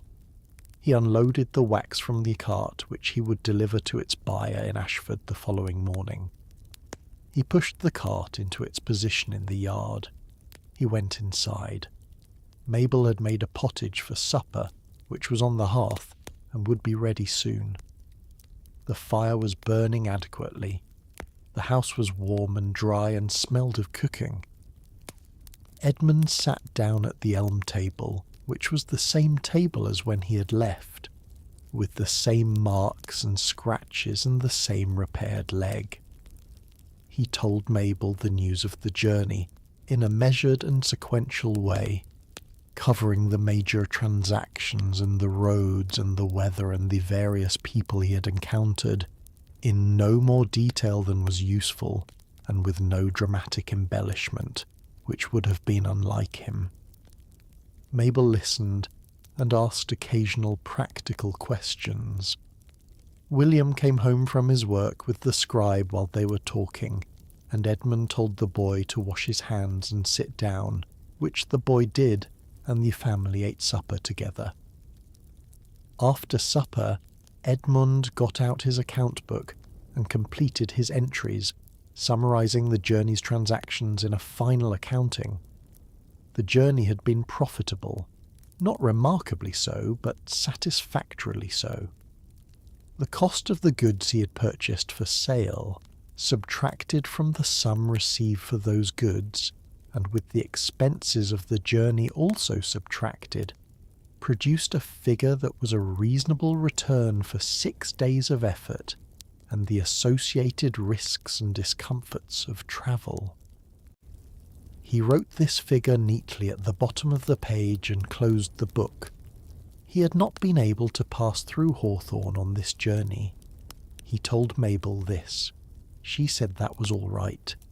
She would try to get the dried beans at the next market in Ashford. Edmund went to bed at the usual hour. The straw mattress rustled as he lay down. Mabel lay down beside him. The house was quiet.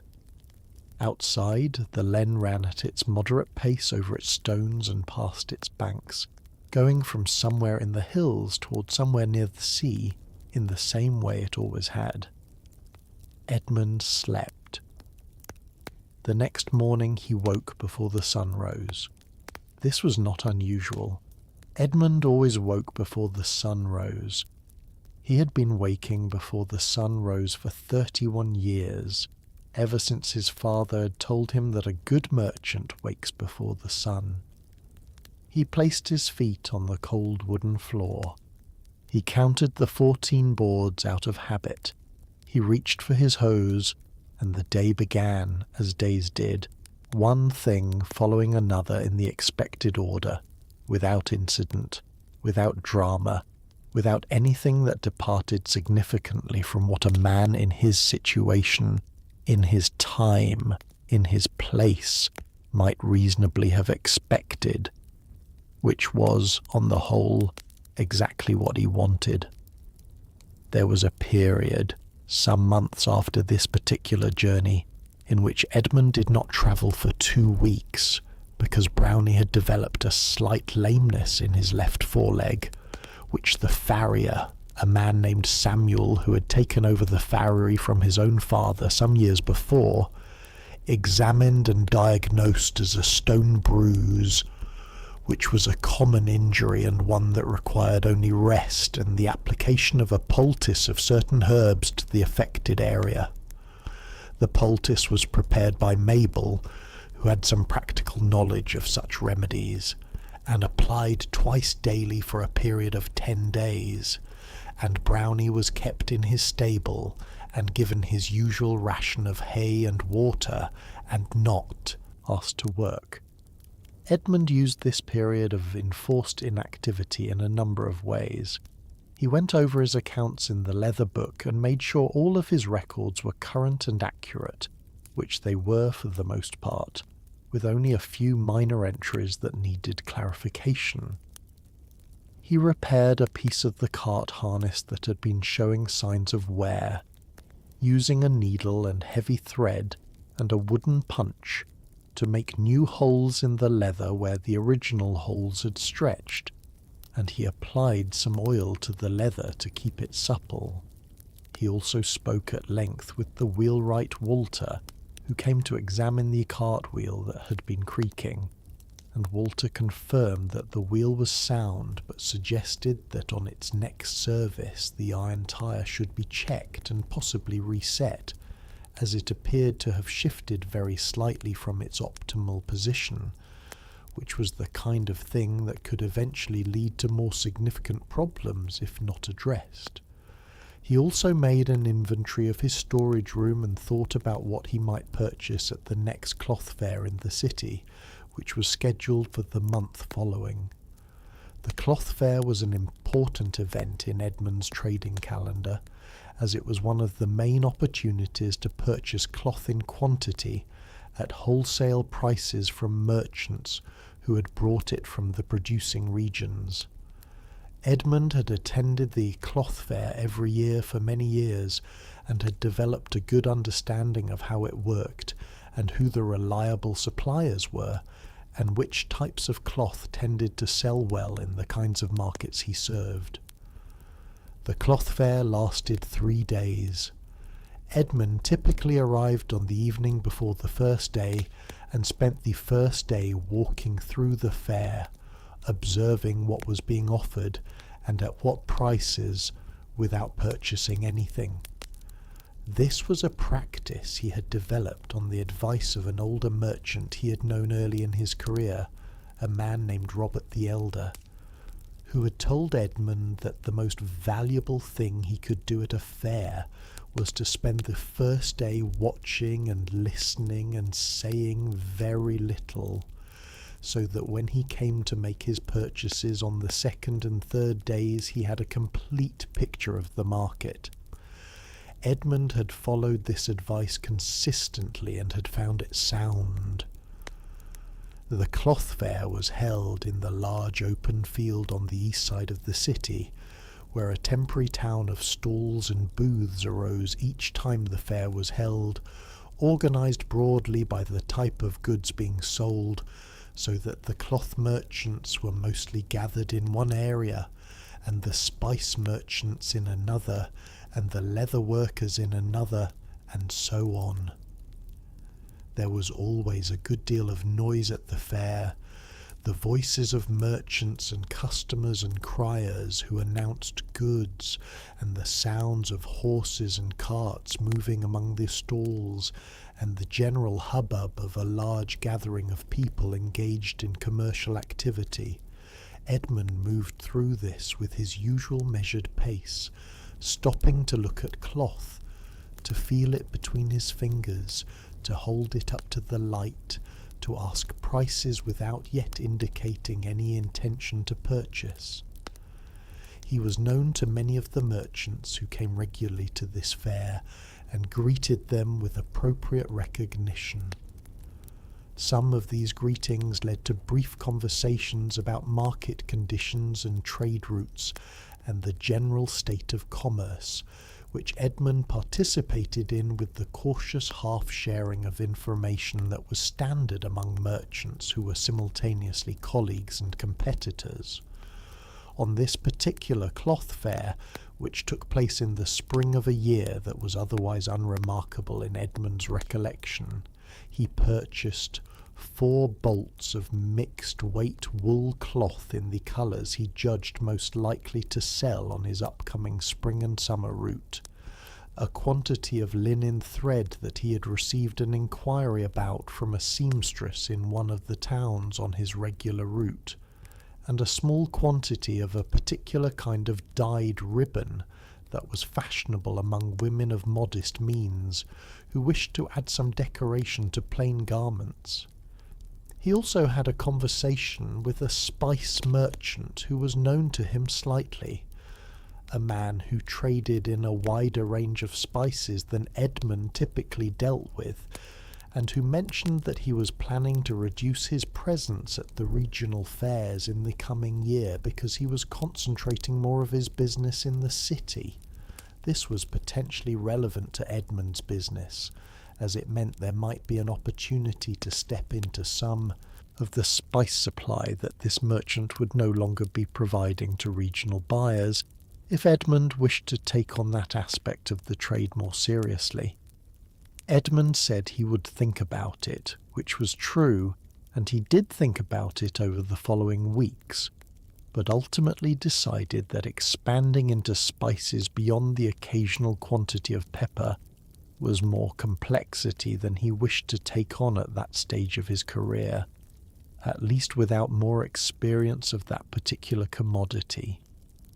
He returned home from the cloth fair on the 3rd day, arriving in the late afternoon, and found that Mabel had managed the household in his absence without difficulty, and that William had continued his work with the scribe, and had apparently made progress in his mastery of certain letter formations that had previously given him trouble.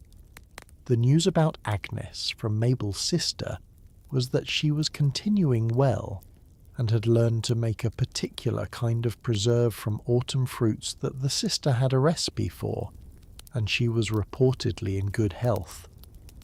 Edmund reviewed his accounts for the fair, confirmed that his purchases were within his planned budget, and began to think about the next journey. There was also the matter of the roof. The roof of the house in Ashford was made of thatch, as many roofs were, and it was periodically necessary to have the thatch replaced or repaired as it aged and weathered. The thatcher, a man named John who travelled between towns in the region, and whose services were in reliable demand, had told Edmund on his last visit that the roof would need some attention within the year, specifically the section over the back room where the stored goods were kept, as the thatch there was thinner than elsewhere, and showed signs of what the thatcher called creeping, meaning that the thatch fibres were beginning to loosen and separate in a way that, if left unaddressed, would eventually lead to water penetrating the roof. Edmund had discussed this with Mabel, and they had agreed that it was sensible to have the repair done before the winter, when any leak in the roof over the storage room would be both more likely due to heavier rain and more damaging due to the goods stored there being susceptible to moisture. The thatcher had given Edmund a price for the necessary work, and Edmund had found the price reasonable, having made some inquiries of other householders who had recently had similar work done, and had confirmed with the thatcher that he would come in the early autumn to do the work. The thatcher arrived on the agreed date, bringing an apprentice with him, a boy of 16 who was the thatcher's nephew, and who was being trained in the craft. The work took 2 days. On the first day, The old thatch in the affected area was removed down to the rafters, which the thatcher examined and declared to be in sound condition, and the area was prepared for new thatching. On the second day, the new thatch was applied in successive layers from the bottom up, each layer overlapping the one below in the traditional manner that directed water away from the interior of the building. The thatcher demonstrated considerable skill in this process, his hands moving in practised patterns as he positioned each bundle of reed and secured it with hazel rods, and the apprentice assisted and observed with a degree of attention that suggested he was genuinely learning from the process. Edmund observed part of this work on the second day, having returned from a short local errand, and spent perhaps a quarter of an hour watching the thatcher work from the yard. The thatcher and his apprentice worked largely in silence, the occasional direction from the thatcher to the boy being the only speech, and the sound of the work was the soft, swishing sound of straw being manipulated, and the occasional knock of the mallet used to secure the hazel rods. It was methodical, skilled, quiet work, and Edmund watched it with the appreciation of a man who respected competent practical skills even when they were outside his own domain.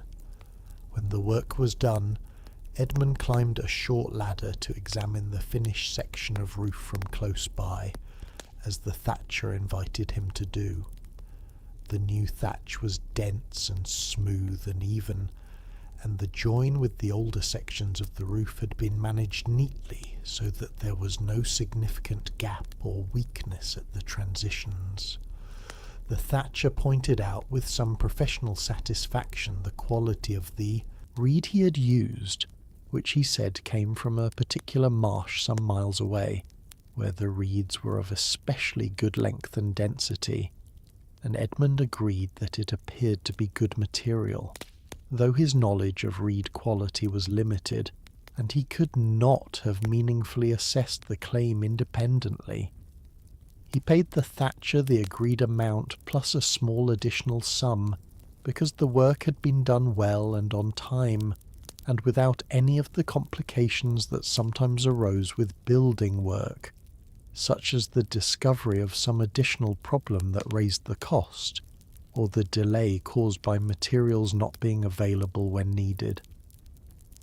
The thatcher received this with a nod, and said he would mention Edmund favourably to anyone in the region who asked about reliable householders for future work, which was a customary reciprocal courtesy. Edmund had, over the years of his trading career, developed a network of relationships with various people in the towns and villages he visited regularly. These relationships were primarily commercial, but they had, in some cases, also taken on some of the character of what might loosely be called acquaintanceship, in that Edmund and these various people recognized each other, knew something of each other's circumstances, and exchanged information and news in addition to conducting their commercial transactions. One of these was the widow Marjorie, the apothecary in Somerton whom he sold pepper to. Another was Henry the cloth merchant in the same town. Another was Nicholas the innkeeper in Milford. There were perhaps 15 or 20 such relationships in total across his regular route, each maintained through regular visits and the consistent conduct of reliable and honest business. Edmund thought it was important to be reliable. This was not a moral conviction in the complex sense. Though he was a man of conventional piety who attended church and observed the major religious holidays, and believed in the general framework of Christian morality that surrounded his life, his conviction about reliability was more practical. A merchant whose word could be relied upon was a merchant with whom people wished to do business, and a merchant with whom people wished to do business was a merchant who could make a living.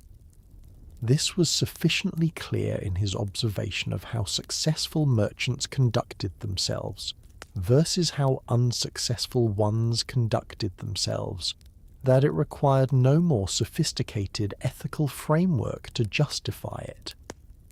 He did not cheat his customers. He sold goods at prices that were above what he had paid for them, which was the nature of trade and was understood by everyone to be so. But he did not misrepresent the quality of goods, and when he was uncertain about something he said so, and when he was wrong about something he acknowledged it. He honoured agreements he made. He paid debts when they were due. He arrived when he said he would arrive. These practices had, over many years, produced a reputation that served him well.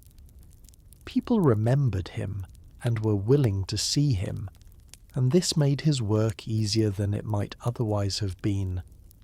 He was not a prosperous man in the sense of being wealthy, but he was comfortable, and his household was secure, and his children were being adequately provided for, and he had reasonable grounds to expect that this would continue, if he continued to conduct himself as he had.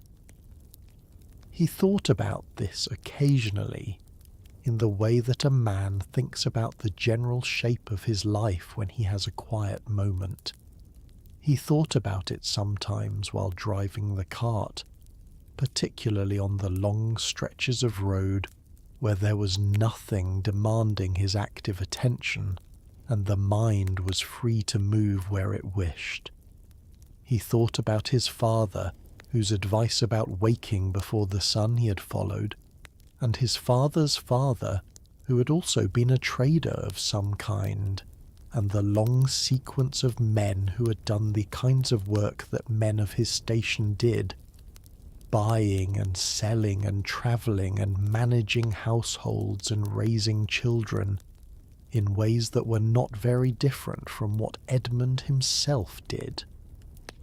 He did not find these thoughts particularly stirring. They were simply the thoughts of a man thinking about his life, which was a thing that men did. The conclusions he arrived at were not dramatic conclusions. His life was what it was, adequate, useful, ordinary.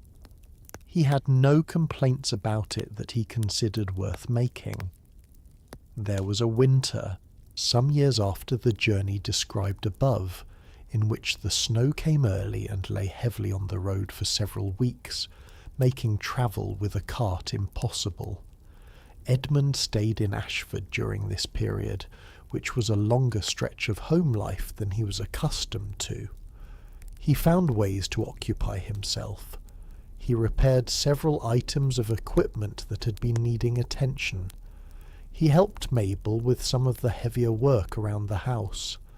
He spent time in the evening by the fire reading or listening to Mabel read, or just sitting in the warmth with a cup of heated ale and the sound of the wind outside and the knowledge that the house was sound and the fire was warm and the stores of food were adequate for the winter.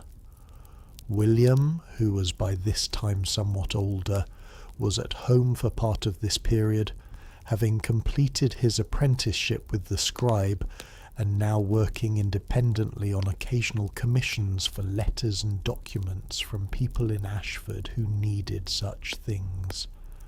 The boy was a thoughtful young man, not much given to unnecessary speech, which Edmund recognised as a family characteristic. They sat together sometimes in the evenings and talked, or did not talk, in the companionable way of two people who are comfortable in each other's presence and do not feel the need to fill silence with words. Agnes had by this time been married to a man in the town where Mabel's sister lived, a man of steady character who worked as a miller's assistant and who appeared, from the reports that came through letters and occasional visits, to be a suitable husband for her. Mabel visited her daughter once a year, a journey that she made by arrangement with a group of merchants and their wives who travelled the same road and with whom she felt safe. Edmund had met Agnes's husband twice and had found him to be a quiet, capable man who spoke carefully about practical matters and who seemed to be managing his household responsibly. Edmund had no criticisms of him. The winter passed, as winters do, and spring came, and the snow melted and the roads became muddy and then dried out as the weather improved, and Edmund harnessed Brownie to the cart again and went to the cloth fair in the city, and then to the various towns and villages on his routes, and conducted his business in the manner he had always conducted it. Brownie was getting older. The horse that had once been described by the farrier Samuel as being in vigorous middle life was now, by Edmund's calculation, approximately 11 years old, which was not old for a horse, but was no longer young, and there were signs that Brownie was beginning to feel his age in the way that horses do. A slightly slower pace on the longer days of travel, a greater reluctance on cold mornings to begin work, and a tendency to breathe somewhat harder on uphill sections of road than he had done a few years before. Edmund was aware of this, and adjusted his expectations accordingly, not pushing the horse to speeds or distances that were beyond what was comfortable for him, and giving him extra rest on days following particularly demanding travel. He thought sometimes about when he would need to replace Brownie, which was a thought he did not enjoy thinking, not from any excessive sentimentality about the horse, who was a working animal, but because replacing a reliable working horse was a significant expense, and because the process of acquiring and assessing a new horse was uncertain in the way that the acquisition of any working animal was uncertain, as the qualities that made a horse suitable for this work, temperament, soundness, stamina, could not always be fully assessed before purchase. Edmund had heard enough stories of merchants who had purchased horses that turned out to be difficult or unsound to know that it was a process that required care.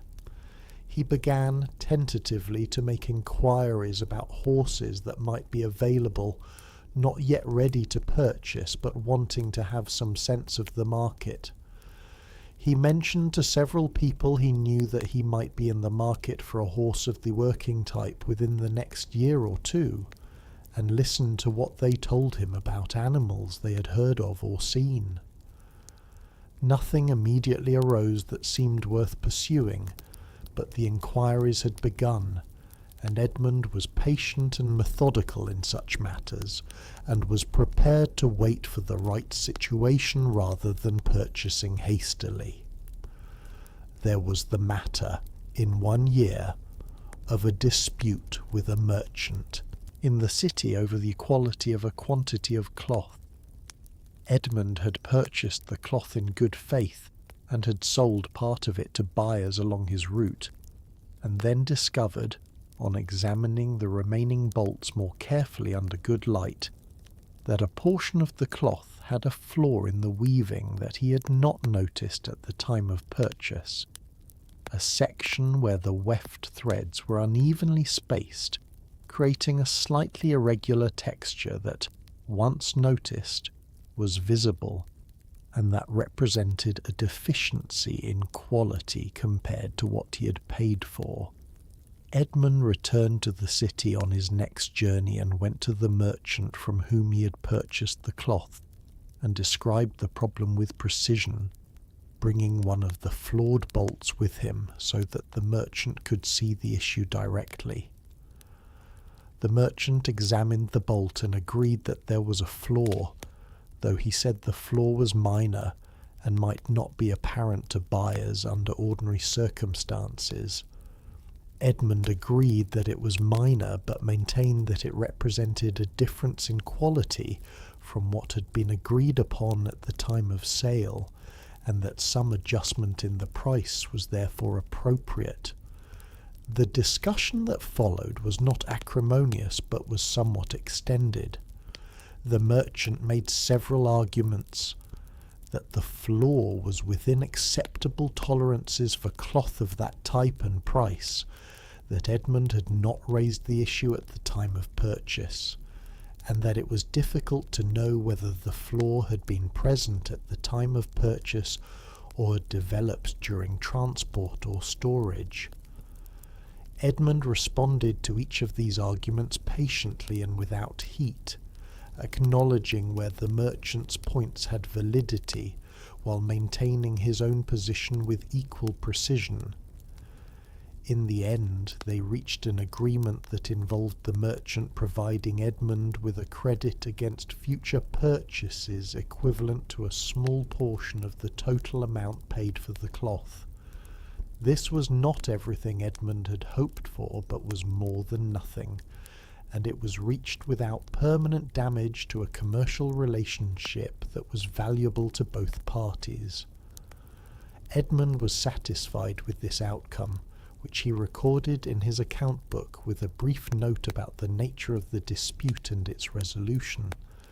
He thought later, riding home from the city, that this was one of the less enjoyable aspects of trade: the occasional necessity of disputing with other merchants over matters of quality or price. He did not enjoy such disputes. He would have preferred that all transactions simply proceeded as agreed, which in the majority of cases they did. But he recognized that disputes were an inevitable feature of commerce, given the inherent uncertainties about quality and the different positions that buyers and sellers naturally occupied, and he handled them when necessary with the same methodical approach he applied to everything else. The years accumulated.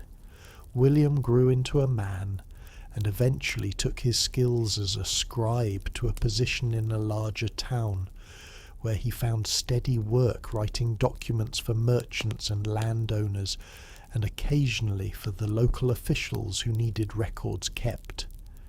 He wrote letters home at intervals, in the careful, clear hand that his master Geoffrey had taught him, and that he had maintained and improved over the years. The letters were factual and informative, and not particularly warm in their expression, which was the family style. Agnes had children, 3 of them eventually, and the news of their arrivals came through the letters that Mabel's sister wrote, and through occasional visits when Agnes and her husband travelled to Ashford, which happened every few years. The children were healthy, and grew normally, and became, in due course, a miller's assistant's children, who would eventually do the things that miller's assistant's children did. Edmund continued to travel his routes and to conduct his trade. He acquired, when Brownie became too old for regular work, a new horse, a mare of similar temperament and build to Brownie, brown in colour, called by Mabel and Edmund by the same name, Brownie, though Edmund had briefly considered other names before finding that the name Brownie attached itself to this horse with the same natural inevitability it had attached to the first one. The routes changed somewhat over the years, as the circumstances of buyers and the availability of goods and the conditions of roads changed, and Edmund adapted to these changes in the practical way of a man whose livelihood depends on adapting. Some buyers he had known for many years died or moved away, and were replaced by new buyers who needed to be introduced to and assessed. Some goods he had traded in regularly became less profitable to deal in as conditions changed, and he shifted toward other goods. The core of his trade remained cloth and occasional spices, But the specific range and the specific customers evolved with time. He and Mabel grew older together in the house in Ashford. They had known each other for so long and in such close proximity that the relationship had the quality of something built and solid rather than something maintained, like a piece of well-made furniture that does not require attention to remain sturdy. They did not express this in words, as it was not their custom to express such things in words, but it was present in the way they occupied the same house and the same life with the ease of two people who had long since ceased to require any explanation of themselves to each other. Edmund continued to wake before the sun every morning for all the years that followed. He placed his feet on the cold floor. He dressed in the established order. He went downstairs and ate the morning porridge and discussed the practical concerns of the day, and then went to the yard and harnessed the horse and drove the cart out into the road and travelled to the places where his business took him, and sold what he had and bought what he needed and collected what was owed and paid what he owed, and at the end of the day he came home, or if the journey was longer, he stayed the night at an inn or a friendly house, and then continued the following morning.